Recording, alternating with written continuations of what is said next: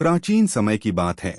एक शांत नगर के बाहरी इलाके में एक तपस्वी साधु अपनी छोटी सी कुटिया में रहता था। वह दिन भर ईश्वर की भक्ति में लीन रहता और जो भी रूखा सूखा भिक्षा में मिल जाता उसी से अपना जीवन निर्वाह करता। उसका जीवन बहुत ही संतोषपूर्ण और चिंता मुक्त था। किंतु एक दिन ध्यान करते समय उसके मन में एक अनावश्यक चिंता ने जन्म ले लिया।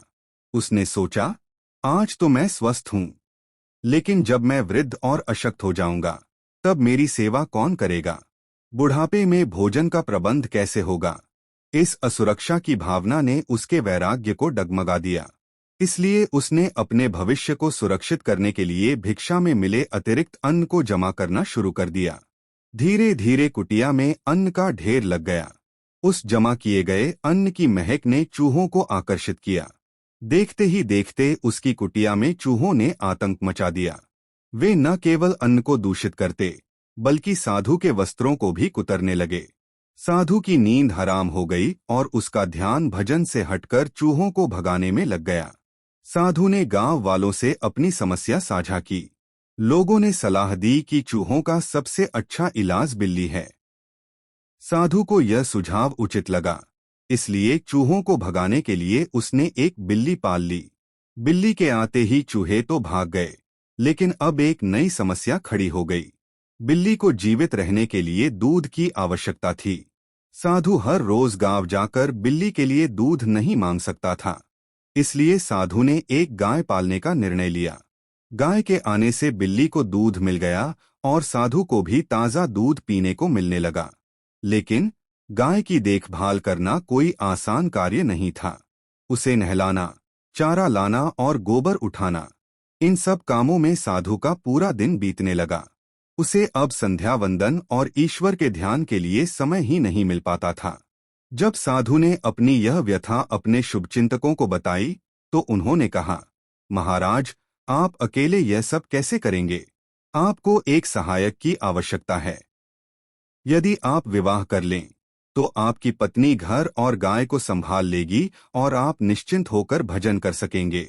साधु को लगा कि यह तर्क सही है, इसलिए उसने विवाह कर लिया। पत्नी के आने से घर व्यवस्थित हो गया। समय बीतने पर उनके बच्चे हुए और धीरे धीरे वह तपस्वी साधु पूरी तरह से एक संसारी गृहस्थ बन गया। वह भूल ही गया कि उसने यह सब क्यों शुरू किया था। वर्षों बीत गए। साधु अब वास्तव में वृद्ध हो चुका था। एक दिन वह अपनी खाट पर लेटा था कि तभी उसने देखा कि घर के कोने में कुछ चूहे कपड़े कुतर रहे हैं। उसका जवान बेटा वहां आया और झुंझलाते हुए बोला, पिताजी, इन चूहों ने बहुत परेशान कर रखा है। मैं सोच रहा हूं कि चूहों को भगाने के लिए एक बिल्ली पाल लेते हैं। बेटे के मुख से बिल्ली शब्द सुनते ही साधु का माथा जोर से ठनका, जैसे उसकी आंखों के सामने से पर्दा हट गया हो। उसे अपना अतीत याद आया, कैसे अन्न बचाने के एक छोटे से विचार और फिर एक बिल्ली ने उसे वैराग्य से खींचकर वापस संसार के उसी दलदल में फंसा दिया जिसे वह जवानी में छोड़ चुका था। उसे समझ आ गया कि एक छोटी सी आसक्ति भी मनुष्य को बहुत बड़े बंधन में जकड़ने के लिए पर्याप्त होती है। यह मात्र एक कहानी नहीं, बल्कि मानव मन की कमजोरी का चित्रण है। यह हमें वही परम सत्य समझाती है जो श्रीमद् भगवद गीता में भगवान श्री कृष्ण ने अर्जुन को कुरुक्षेत्र के मैदान में समझाया था।